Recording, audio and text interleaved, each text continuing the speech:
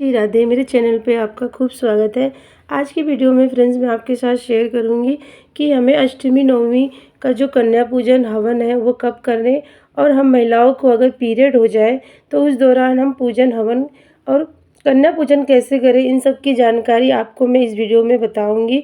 Friends, जो नवरात्रि का समय होता है उसमें हमने अगर माता दुर्गा को 9 दिन तक हमने व्रत किए हैं या फिर हमने चौकी लगाई है और सभी देवी देवताओं को कलश के रूप में हमने यहाँ पे आगमन किया है, श्री गणेश भगवान जी को वहाँ पे स्थापित किया है, तो हमें जो है इन सब चीज़ों का पालन करना चाहिए।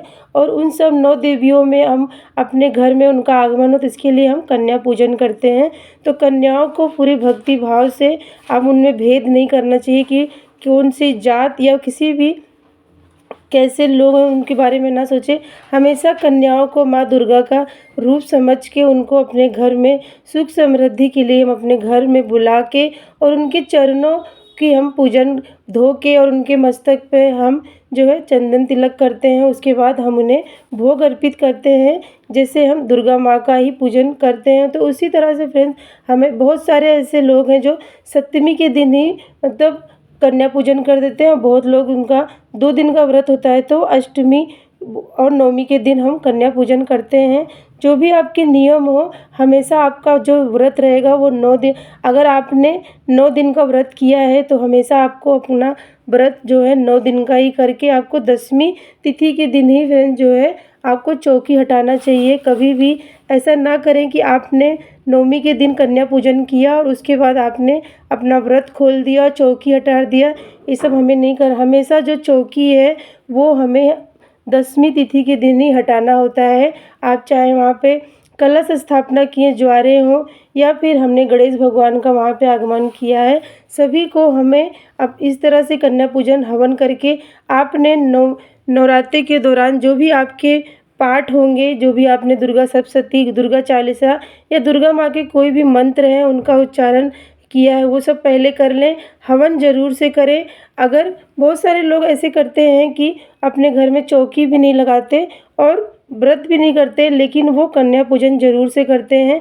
अगर आपको कन्याएं ना मिले तो आप ये काम आप घर के बाहर मंदिर हो वहाँ पे भी जाके, माता दुर्गा का मंदिर है वहाँ पे पूजन करें, माँ को भोग लगाएं। उसके बाद अब वही भोग उठा के आपको वहाँ पे मंदिर के आसपास जो भी कन्या छोटी बड़ी आपको मिल जाए, आप उनका मतलब उनको उन कन्याओं का भी मस्तक पे हल्दी कुमकुम लगाएं, उनको चंदन तिलक करें और चरण धोए भी नहीं चलेगा, लेकिन आप उनको ये सब भोग अगर अर्पित करते हैं, कुछ दक्षिणा उनको दे के आप अगर उनसे आशीर्वाद ले रहे हैं तो वही फल आपको मिलेगा जो आपको अगर साक्षात दुर्गा माँ के आपने, अगर आपने घर में पूजन नहीं भी, चौकी भी नहीं कर बैठा पाए तो आप मंदिर में जाके ये सब सेवा कर रहे हैं तो इसका भी फल वही मिलता है। तो फ्रेंड्स, अगर आपने भोग में माता रानी को, अगर आप भोग, कभी ऐसा होता है कि हम शरीर से अस्वस्थ होते हैं और हम भोग नहीं बना पाते हैं, तो फ्रेंड्स आपको मौसम के हिसाब से जो भी फल है, मिठाई का भोग माँ दुर्गा को मंदिर में जाके लगाएं। उसके बाद वहाँ पे आपको अपने घर में आके हवन ज़रूर से करना है। हवन करने से हमारे जो भी व्रत है उसका पूरा फल ज़रूर से मिलता है। इस दौरान फ्रेंड्स हम महिलाओं को पीरियड आ जाते हैं तो हम ऐसे में क्या करें, तो फ्रेंड्स हमेशा जो है आप अपने घर में, अगर आपने चौकी लगाई है, आपका व्रत चल रहे हैं, आपके घर में कोई भी हो तो उनसे एक दीपक ज़रूर से चौकी के पास जलवा दें। और आपका पीरियड जब समाप्त हो जाए 5वें दिन या 6ठे दिन आप बाल धो लें। उसके बाद आप इस जो भी पूजा प्रार्थना, जो भी भोग है, कन्या पूजन हवन है, आप पूर्णिमा को भी कर सकते हैं। वही फल आपको मिलेगा जिस दौरान आपने नवरात्रि में नहीं कर पाए हैं। अगर आप पूर्णिमा को भी यही सब कार्य करते हैं तो उसी का फल आपको इस पूर्णिमा तिथि पे भी, जो भी अभी सेवा आप कन्या पूजन हवन जो भी मंत्र है वो कर सकते हैं। कभी ऐसा होता है फ्रेंड्स कि हमें बच्चे कन्या मिलते नहीं हैं तो उस समय पे हम क्या करें, तो फ्रेंड्स कभी भी हमें अपने घर के बच्चों का ही पूजन नहीं करना चाहिए। हमेशा बाहर आप अपने ननद के बच्चों के, आस पड़ोस के बच्चों को या फिर कोई भी सहेली के बच्चे हैं उनको बुलाएं और उनका पूजन करें, क्योंकि जब भी हम अपने परिवार में कन्या दान करते हैं शादी विवाह में तो उसका फल मिलता है। लेकिन अगर हम कन्या पूजन अपने घर के लोगों का घर की कन्याओं का कर रहे हैं तो उसका हमें इतना विशेष फल नहीं मिलता है। हमेशा माँ दुर्गा की पूजा करने के लिए आपको बाहर से कन्याएं मिल जाएं तो बहुत अच्छा है। अगर ये सब ना मिले तो आप गौशाला में जाके आप उनको भी भोग लगा सकते हैं, या फिर आसपास की जगहों पे भी कन्या मिल जाती हैं। घर में सारे भोग निकाल के आप आसपास की जगहों पे भी इन कन्याओं को बुला के उनको भोग और उनको दक्षिणा दे के उनका आशीर्वाद भी ले सकते हैं। फ्रेंड्स, हमेशा क्या होता है कि हम सप्तमी, अष्टमी या नवमी को हम कन्या पूजन कर देते हैं। उसके बाद हम क्या करते हैं, तो हम व्रत खोल देते हैं। तो हमें ऐसा नहीं करना है। हमारा जो 9 दिन का व्रत है, तो हम चौकी को हमेशा जो है, चौकी कब हटाना चाहिए, तो हमें चौकी 7 अप्रैल को हटानी है, क्योंकि 10वीं को ही हमारा पारण और 10वीं को ही हमारा जो विसर्जन का दिन होगा। अगर आप माता को गोदी भरते हैं तो आप 9वीं 10वीं को ही गोदी भर सकते हैं। भरने के लिए आप लाल कपड़ा या पीला कपड़ा ले लें, चावल होता है जो पीला कर लें, हल्दी ले लें और उसके बाद कुछ सिक्के, दुर्वा, मिठाई, और इस तरह से आपको माँ दुर्गा के सामने आप उनकी गोद भर के आप उनकी विदाई करते हैं। तो इससे कहा जा, मंदिर में भी जाके कहा कर, मंदिर जो होता है वहाँ जाके, अगर दुर्गा जी का मंदिर है तो वहाँ पे भी दे आ सकते हैं। नहीं तो कहीं पे पंडाल लगा होता है तो आप वहाँ पे भी दे आ सकते हैं।